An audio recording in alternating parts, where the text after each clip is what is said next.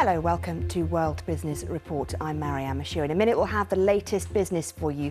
But first, some breaking news just coming from the news wires now. We're hearing from India. Of course, we're expecting elections to start imminently in India. And the latest reports coming out today suggest that the polling will start on the 7th of April in India for those elections. That, of course, is breaking news that we've just heard in the last few minutes. Elections happening, very important time for Manmohan Singh and his government during this time of economic trouble in India. We'll have more on that story, the breaking news that India will have polling for its elections on the 7th of April. We'll bring you more on that, of course, later in the programme. But let's start now with China, because important stuff going on there too. In fact, China's parliament has started its annual congress today in Beijing. Now, some 3,000 delegates will attend the National People's Congress for the next 10 days.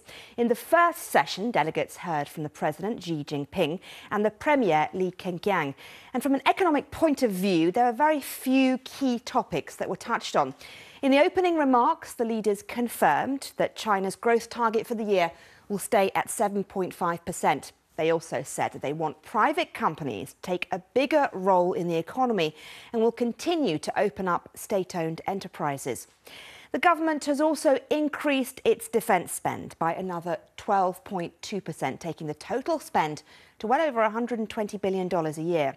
China now has the second biggest defence budget in the world. The US is the only country with a larger military spend. And finally, as the week goes on, we're going to find out more detail on how the government plans to tackle local government debts and improve its current fiscal position. Well, let's cross over now live to Linda Yu, our chief business correspondent, who is in Beijing for us. Linda, good to talk to you. What are the main topics on the agenda that we need to look out for?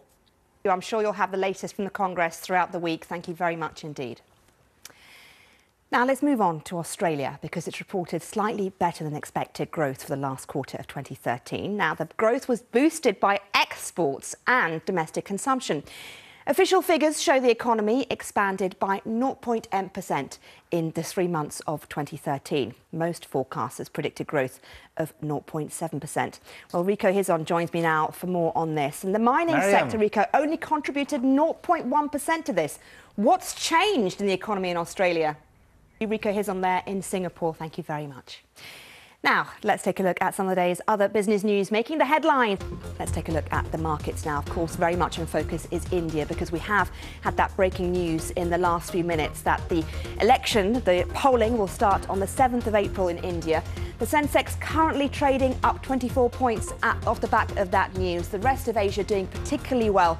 An easing in tension between Russia and Ukraine having an impact on US markets and therefore on the Asian markets too. That's it from me. Bye-bye.